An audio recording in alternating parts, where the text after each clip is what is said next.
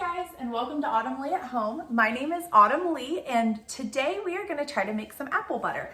I had the opportunity to go to a farm on a field trip with my daughter, and it was actually really interesting. It was a family-owned farm, and the farm has been in the family for over 200 years. So please follow along as we learn how to can water bath apple butter. If you are new to canning, this is the perfect place for you because I am as well. If you are an avid canner and you've been doing this a long time, please stick around and share with us all of your knowledge, and we would love to hear from you down in the comments. Anything that you see that I'm doing that would give us tips and tricks, definitely let us know. But we're gonna go ahead and get started and weighing out 4 apples. These are apples that I got from the farm, the family-owned farm that's been here for 200 years. It was really fun going there because I got to learn about, they actually grow strawberries, peaches, apples, they have their own cows, and we got to explore all over the grounds, and they shared with us some of the stuff that they've learned over time, and it was just really neat experience. And so I enjoyed it, and it was just a sweet time that I got to spend with my daughter too. So I'm really thankful for that. Oops, I got over 5 pounds. Let's take a couple of those away. Okay, so I have 4 pounds, 12 ounces, so that should be good. We're gonna do it in a crock pot first and cook them down for a long time, low and slow, add our seasonings and get it all browned up and looking pretty. And then once we're finished with that process, then we get to start the water bath canning. And I made a video trying to teach everybody about the difference between water bath canning, why we do it, as well as pressure canning and the difference between the two and kind of what both of them look like. So I will tag that video in at the back of this one, and that way if you're new to canning, definitely go watch that video. You are learning with me, I'm still learning, so we will learn together. To get started, we're going to go ahead and just wash, peel, and core these apples and get them chopped up and into the crock pot.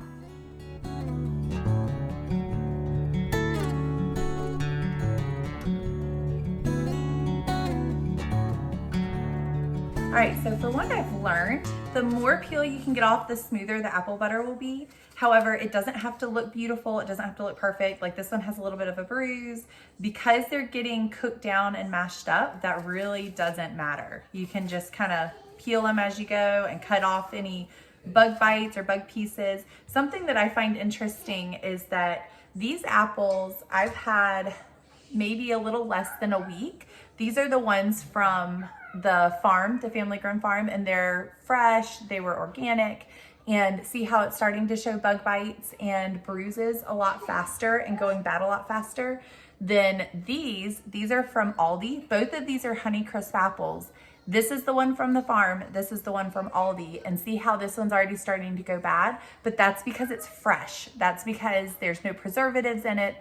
These are all, you know, straight from the farm. These, however, from Aldi, it's interesting to me that I don't know the difference between the growers, but this one I've had for like 2 or 3 weeks and it's still pristine. You can't see any bug bites on it or anything. However, this one, as well as most of the others, you're starting to be able to see kind of bruises and bug bites, and that's okay because that means that these are fresh. And so we want to make sure that we get these used up, and we'll hold off on the Aldi ones. And the Aldi ones are still great. We love them, but I just find that interesting that you can tell the difference that quickly.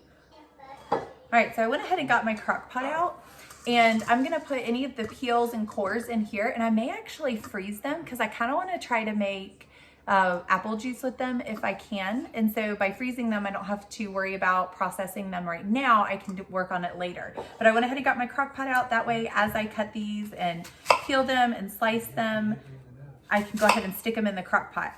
And the recipe just says to dice them up. Again, it doesn't have to be perfect. You can just kind of dice them, and I'm not gonna worry about the way all of these look. I'm just gonna stick them straight into the crock pot.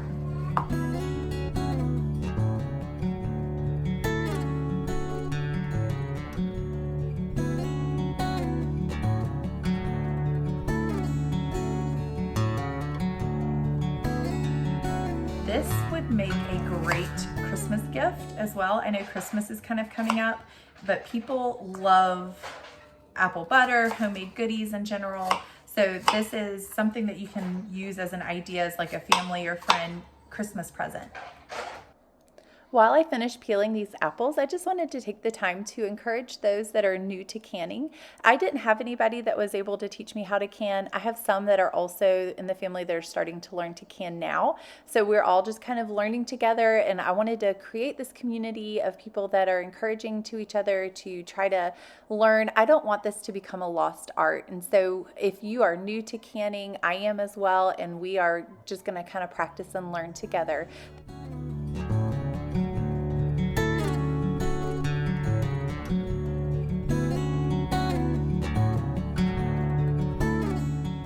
I will say that when I first started canning, it was so daunting, all the tasks and things that you had to learn. But as I've been doing it, I've definitely learned that and I've seen that it started to get easier with each time that I'm doing it. So it's not something new every time. It seems to go a lot faster, and it doesn't take as much thought process to do it. So I've been really happy to see that, because when I first started, it just seemed super overwhelming to know all the wordage and all the different rules and regulations that you're supposed to go by, and it's hard to know where even to get started. So again, resort back to that video that I'm tagging at the end, and that's a good place to start. And I would say that applesauce, or even this apple butter, was really easy. They're very similar, and that's a good place to start with water bath canning. This recipe calls for 4 pounds of apples, 2 cups of water, 4 cups of sugar, 2 teaspoons of cinnamon, and 1/4 teaspoon of cloves. So instead of the cloves, I'm going to do the the pumpkin spice, as well as some nutmeg maybe. And then down here in the description in the recipe book, the ball canning book, it says that you can also use molasses or use brown sugar, which has molasses in it. And I have another video that shows how you can make that at home. But we're gonna use our homemade brown sugar that has the sugar and molasses. And instead of doing 4 cups of normal sugar, I'm gonna do 2 cups of regular sugar and 2 cups of brown sugar if I have it. If not, then we'll just use whatever I don't have out of brown sugar for the regular sugar. So I'll do that first, and then the cloves, again, I'm not gonna use those because I don't have those. And then it says 2 cups of water. That sounds like a lot. So what I'm gonna do, because I don't want mine super runny, we don't want our apple butter super runny, I'm going to add 1 cup of water, and then later on, as it cooks down, I can see what it looks like. I can always add more water. You can't take it out once you've added it, but you can always add more later. So I'm gonna start off with 1 cup of water, and then we can add another cup later if we need to. Are you showing me your apple?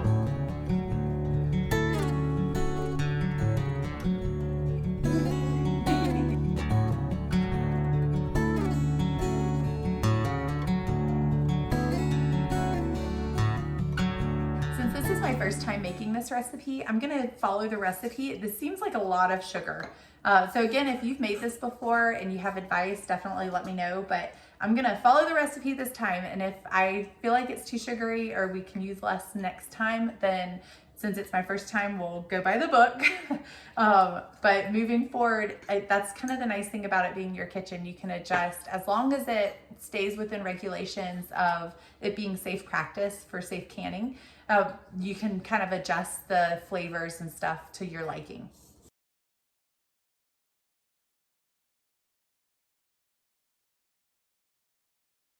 If you guys have never made your own brown sugar, you really need to try it. It's the simplest thing ever.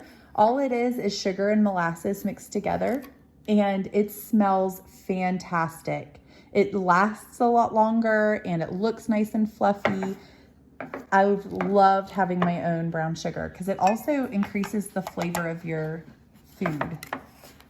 The recipe called for 1/4 cloves, which of course I didn't have. So we're gonna substitute for nutmeg, and I'm gonna do the same amount, which is the 1/4, if I can find the right teaspoon, or the right one. So 1/4 teaspoon of nutmeg. And I may add in a little bit. I saw a few different recipes that used vanilla extract as well. So I may add that in. That is not in the ball canning book. So if you don't feel comfortable doing that, then definitely that's, what you doing? Definitely keep that in mind. But I'm gonna try it because I saw it in a few different recipes. So I think it's okay. And And then, yep, and then we're gonna do 1 teaspoon of cinnamon. Hi, Mommy. Hi, darling. What are you doing? I am getting our apple butter cooking. Are you making faces at the camera? What are you doing? Mommy, Yes, what ma'am. are you doing? And then 1 teaspoon of vanilla extract. I did also, in that same video that I made the brown sugar, I also made our own vanilla extract. So I'll try to link that one at the end of the video as well if you're interested in learning how to do both of those. However, our vanilla extract won't be ready until December. So until then, I'm using store-bought. But I'm excited for when we get to try our vanilla extract that's homemade. So now I'm going to put the lid on and go ahead and set this on high for an hour or quite a while. I think we want it to cook down. Some recipes say for 12 hours. My daughter's over here making faces. You silly goose. So we'll put it on high and just let it cook. And I need to come and make sure that I'm stirring it occasionally, maybe even more frequently, because I don't want it to burn. So I'll make sure that I'm coming to check on it. And if we need to add more water, then we can later. I'm doing this voiceover after I finished making the apple butter and we finished canning it and we got to try it. I even used it on a braided bread, had an apple butter braided bread that turned out wonderful.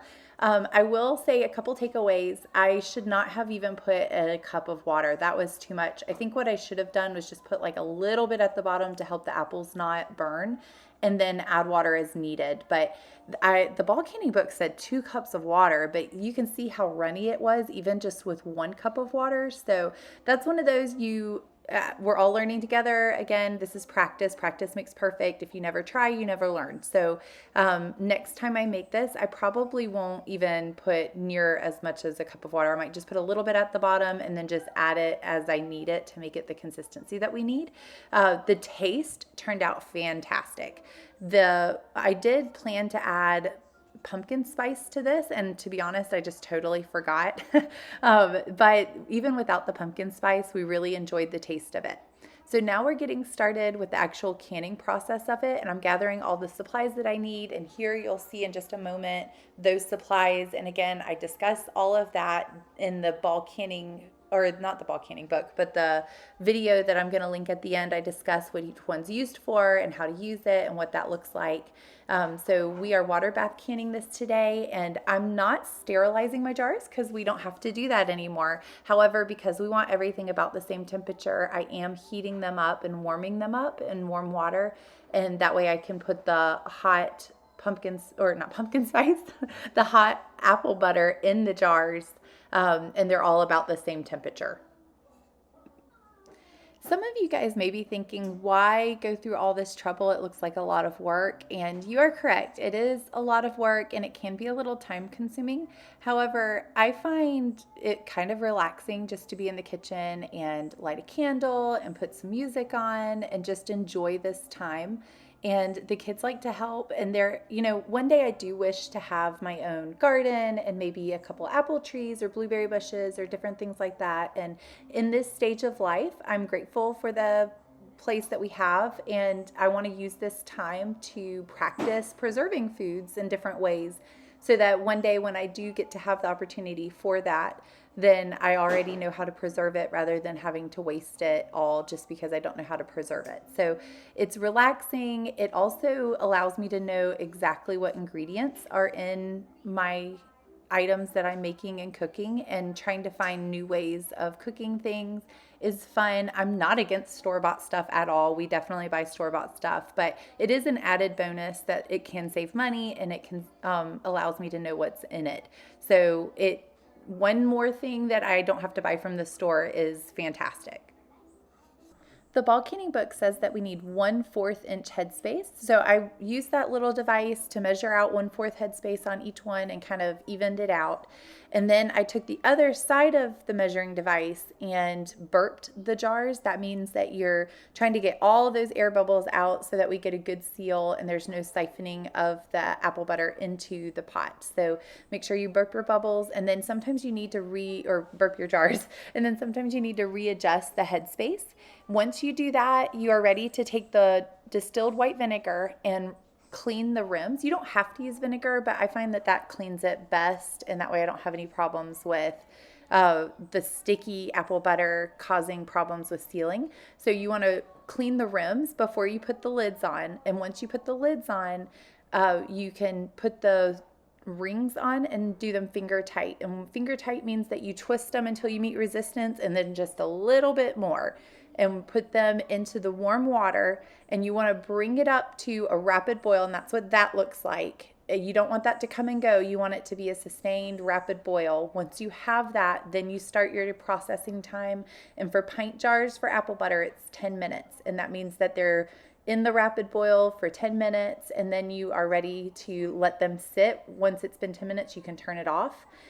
Turn the stove off and let them sit and kind of cool down just a little bit. I would say at the very least 5 minutes, if not longer.